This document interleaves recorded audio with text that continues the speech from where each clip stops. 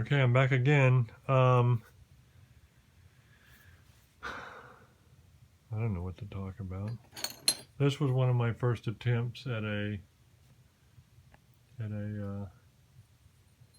Cumberland-ish type thing, which wasn't a very good result, but oh well. Where's that other one? There was one other one here that's an even worse result. Well, this is actually, I guess this was a better result. That's actually, I think, hornstone. I think that was probably Indiana hornstone or something.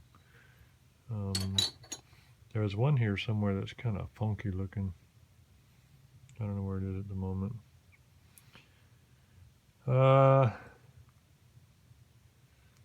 This is one of my favorite recent-ish things I've made. And you can say, why is it one of your favorite? Well, I don't know if you can really tell in this picture, but the material, a guy gave this to me in Missouri. It's from Arkansas, but the shape of the piece of material, it just came from a road cut that he hunts. Shape of the piece of material was like really difficult to work. I mean, it was like trapezoidal, so it was just really difficult piece of narrow and all that kind of stuff. Very difficult to work, and I just like that result for some reason. I was trying to do a bunch of little fulsome-y things at one time. One of the things that I wanted to mention, this is older. Some of this stuff in here, was crept to the top to get air or something. This is Flint Ridge, so the material's nice. But kind of a classic example. There was another one in here that I was looking at. Here's another one that crept to the top. This is older. Dang, I'm blocking my own light. Okay, the problem here is that what I want to say is when you first start out, sometimes you're so obsessed with trying to conserve width and save as much of the rock and present as much of the rock as possible in your finished piece that you make stuff that really makes no sense. And there's a lot of stuff made that's goes way out wide and comes back in and it just sort of retains some of the preform shape as opposed to being like the real deal finished points normally would look. And one of the things you can do about that to prevent that is to keep reference casts of points or reference pictures of points that you've printed out, full size with you when you knap and keep comparing it to what you're trying to make. An example of that would be this. I made this turkey tail using a reference outline because I hadn't made much in the way of turkey tails, and I knew I didn't have it in my brain memorized as to, when you're trying to knock away everything that doesn't look like a turkey tail. So, you cheat it by having a cast or a drawing with you, and then you keep holding it up to it, and ends up helping a lot with have your stuff not look completely outlandish, unrealistic. If you don't have that artist eye where you just have a picture of the thing in your brain and just go with what your brain tells you.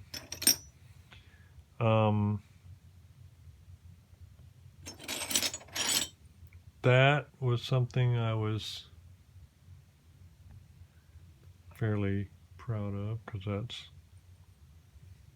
that was a piece of Crowley's Ridge that I found on Crowley's Ridge and then knapped on Crowley's Ridge. So, and that stuff, like you pick up 100 rocks and one of them is okay to work. This kind of stuff I think is good practice. It just, I don't know, I guess the result isn't striking to some people, but in this case it was a flake. And, I knapped it down to where I got balance and left it as wide as I could to get the serration, to get the form I wanted and everything, and left as a feature, part of the unflaked flake, because that's what you know, I have found a lot with some of the old boy stuff. I mean, you know, you find it and they, if it didn't need to be flaked on a piece of the surface, sometimes they didn't. Anyway, this is a Clovis that I sort of like. It's got the big overshots on it. I'm trying to get its reflection right. Anyway, it's got big overshots on it. Whatever. That's kind of okay. That's kind of dramatic. Root beer. You gotta watch that root beer, man. Root beer will mess you around if you're not careful sometimes. That's kind of a cool Knife River, but that's a deal where you can tell. Where's my flashlight? I got bulbs on this one and got close to being dangerous right there. Right there. You can see how thin that is. But anyway, I like the reddish color of Knife River. Cool.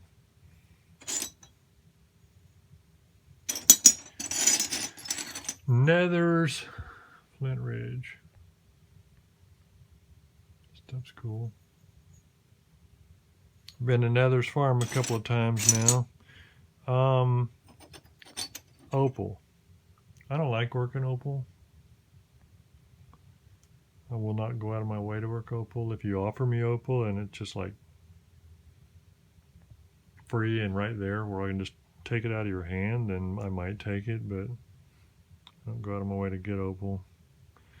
This is opal also. I think that's Benalia opal.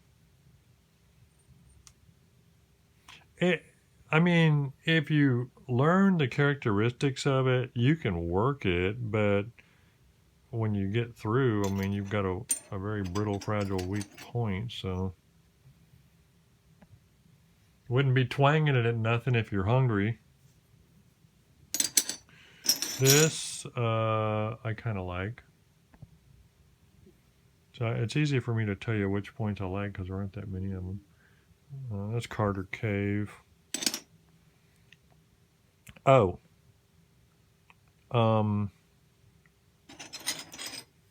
This, that, and that. Made those like 3 years ago and sent them in because they're my artistic riff, if you will, on a sloth slayer point, which is an East Texas kind of thing. And they were two of them. I think those two were in the knapping calendar with a couple that Marty made.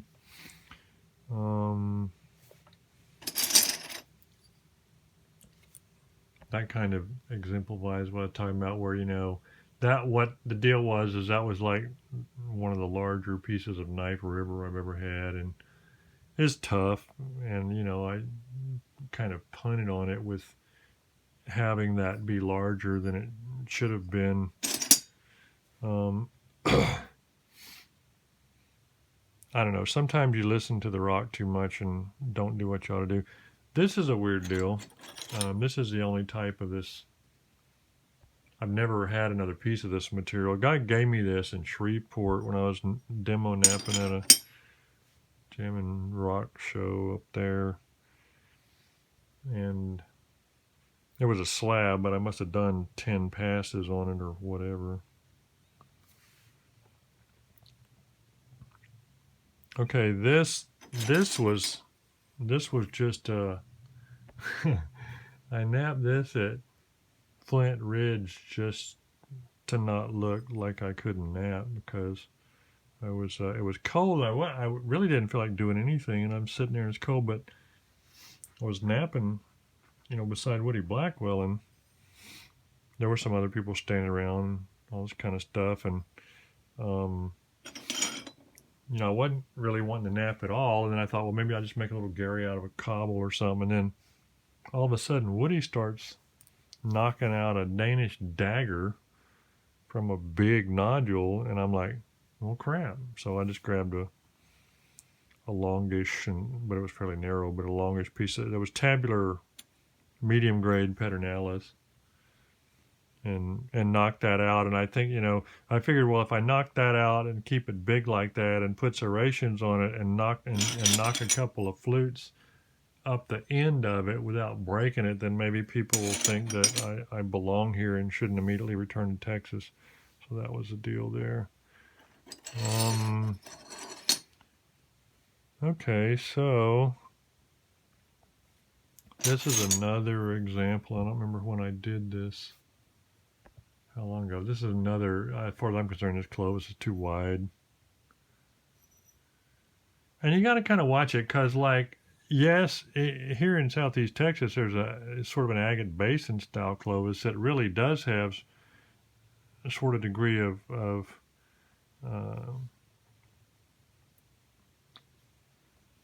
you know, the agate basin-y kind of shape to it, but that's not a standard for Clovises. A lot of Clovises, you know, are brought in a little bit when they get those edges down at the base where they're going to haft it. They get it a little more. The angle's not as flat to keep it a little thicker and bring it in a little bit and a braid and everything to make it where it's strong. It's good in the hafting and doesn't get lateral play, you know. So I don't know. It doesn't really matter. You make stuff how you like it. Don't listen to me. Make it however you like it. Kind of like that point. Oop. I need a camera that understands me.